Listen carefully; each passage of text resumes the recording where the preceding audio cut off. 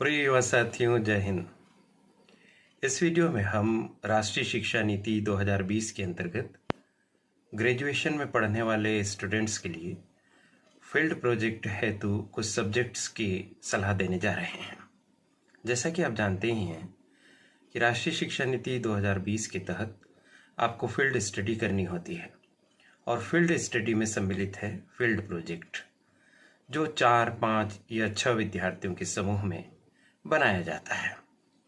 अनेक विद्यार्थियों की यह समस्या है कि वो फील्ड प्रोजेक्ट के लिए विषय नहीं चुन पा रहे हैं और हमसे प्रायः आग्रह करते हैं कि कुछ विषय उन्हें सुझाए जाएं और उनमें से जो विषय उन्हें पसंद आएगा उस विषय पर वे फील्ड स्टडी करेंगे। तो चलिए, आपकी बात मानते हुए आपकी इच्छा की पूर्ति के लिए यह वीडियो बनाया गया है।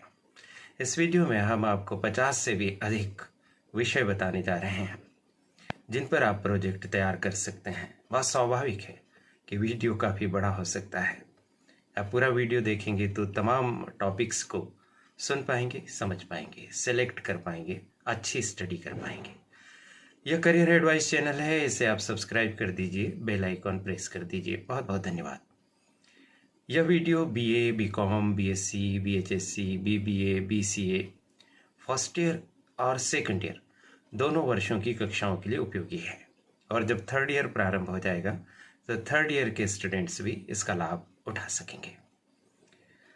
इसमें जो विषय हम सुझा रहे हैं उन विषयों पर विषय की प्रकृति के अनुसार आर्ट्स वाले, कॉमर्स वाले, साइंस वाले विद्यार्थी प्रोजेक्ट बना सकते हैं। अपने अपनी फैकल्टी के हिसाब से विषय का आप चयन कर लीजिए।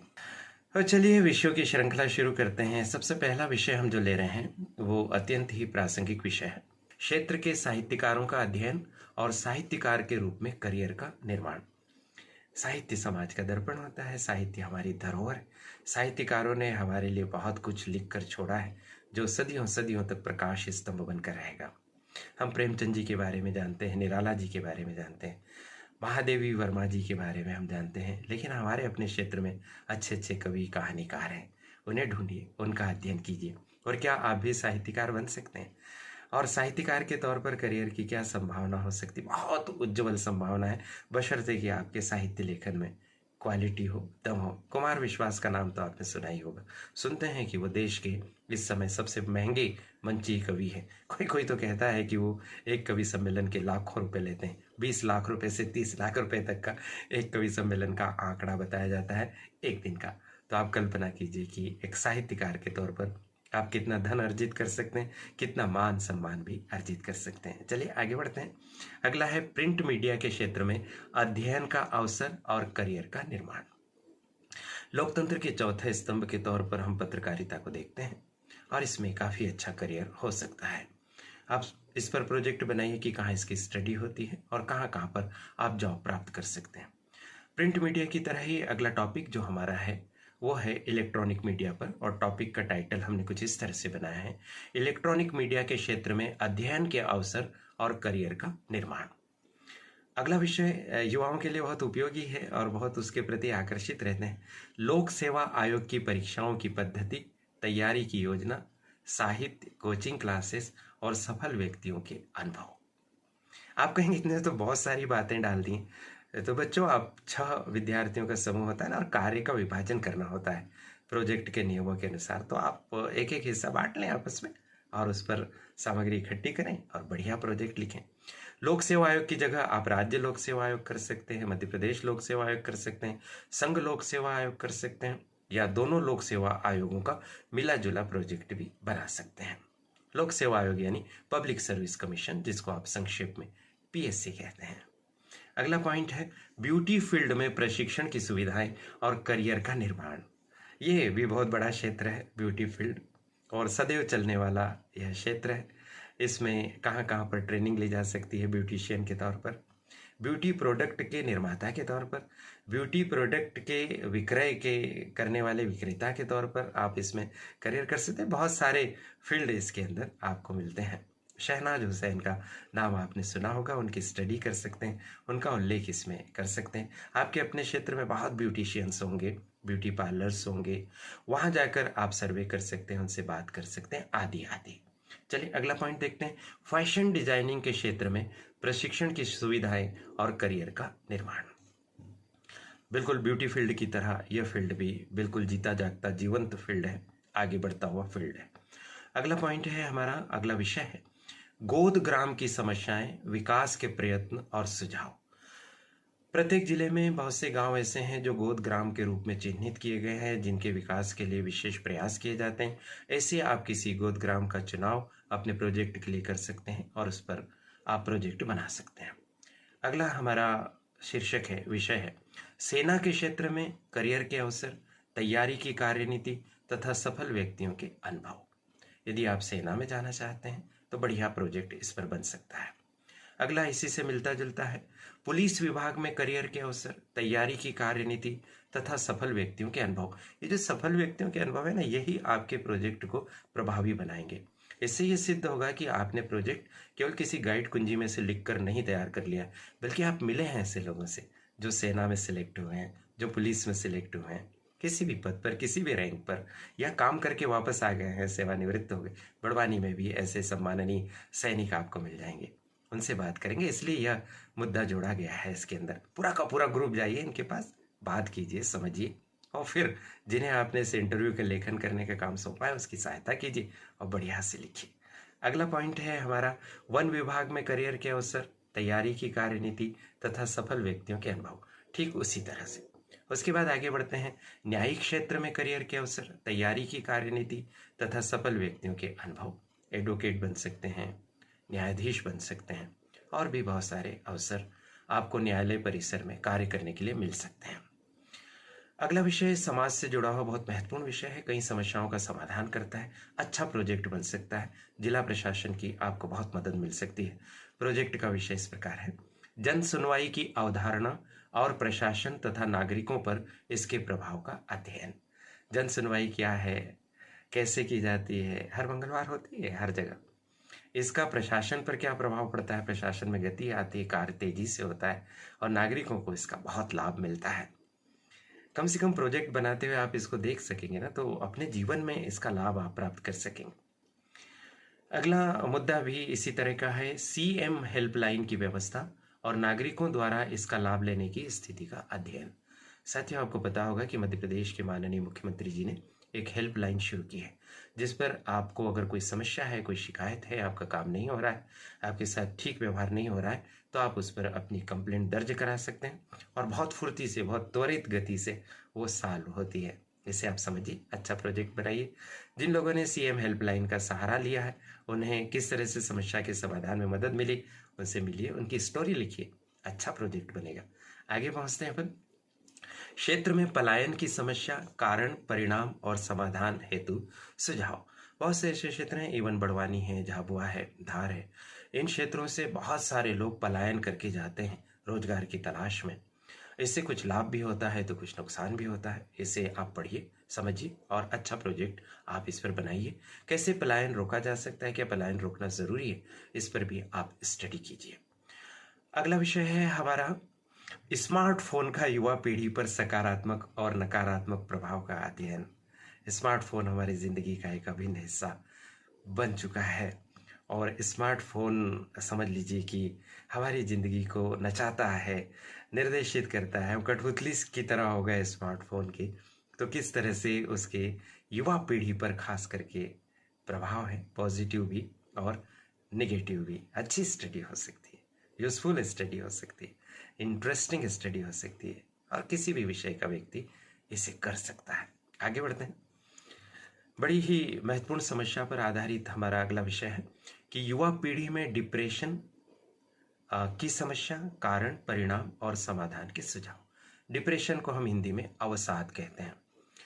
डिप्रेशन एक ऐसी स्थिति है जिसमें व्यक्ति का अपने आप पर से विश्वास हट जाता है, वो उदास रहता है, निराश रहता है, उसके मन में आत्महत्या कर लेने जैसे ख्याल आते हैं, किसी से बात करने का मन नहीं करता, भोजन आदि में भी उसकी रुचि घट जाती है और एक तरह से वो मृत प्राय हो जाता है।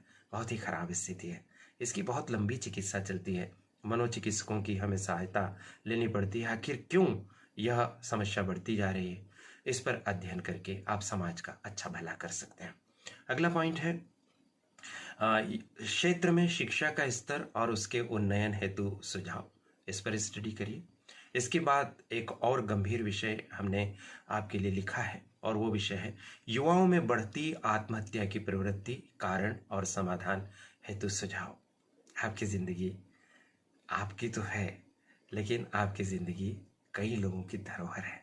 आपके माता पिता खास करके इसमें आते हैं, आपके परिजन।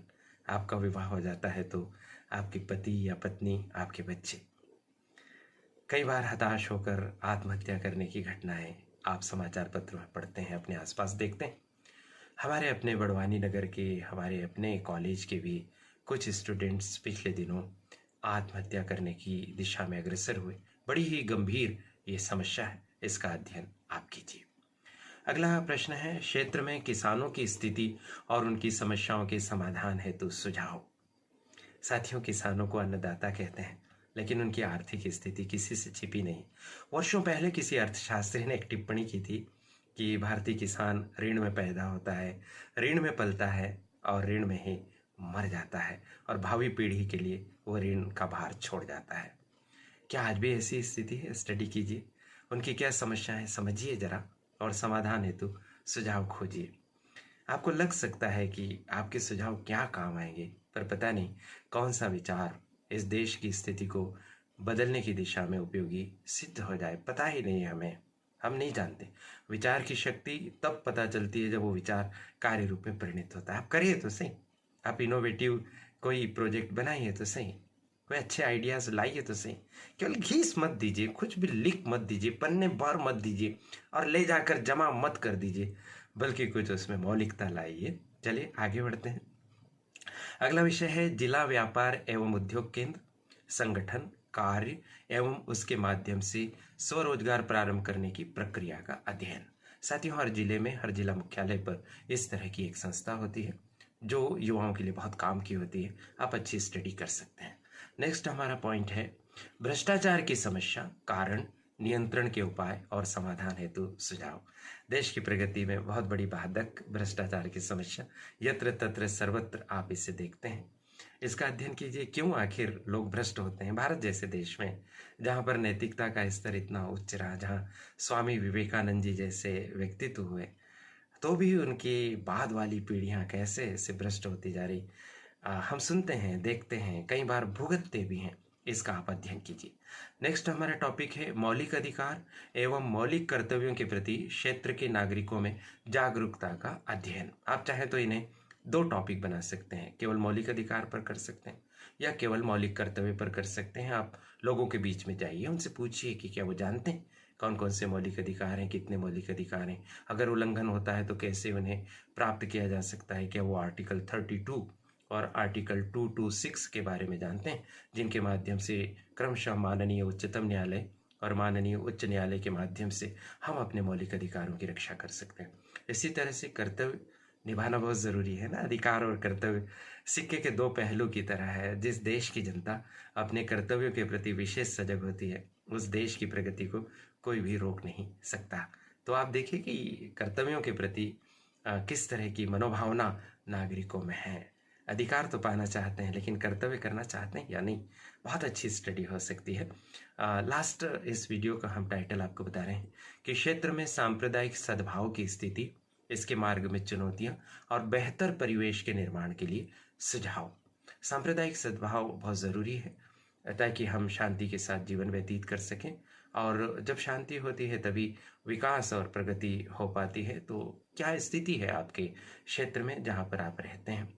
अच्छी स्थिति है तो बहुत बढ़िया बात है।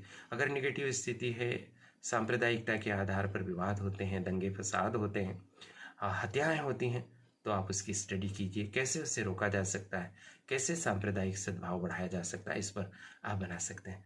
तो ये जो हमने आपको टाइटल बनाए हैं, अगर इनको आप देखें तो 100 के आसपास आपके पास शीर्षक हो सकते हैं, और आप अपने लिए प्रोजेक्ट के लिए एक अच्छा विषय चुन सकते हैं।